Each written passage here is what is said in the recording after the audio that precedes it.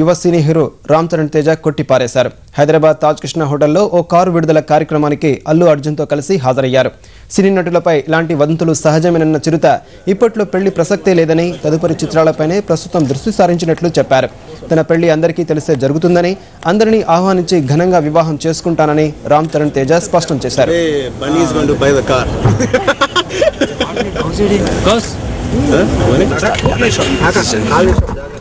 Sir, please, sir. It's enough, sir. Thank you very much.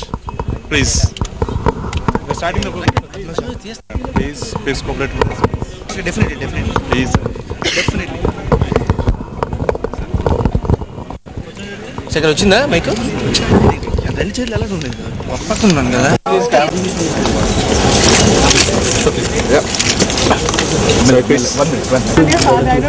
No, I don't want to depend on it. I'll buy what I have. I want to change it.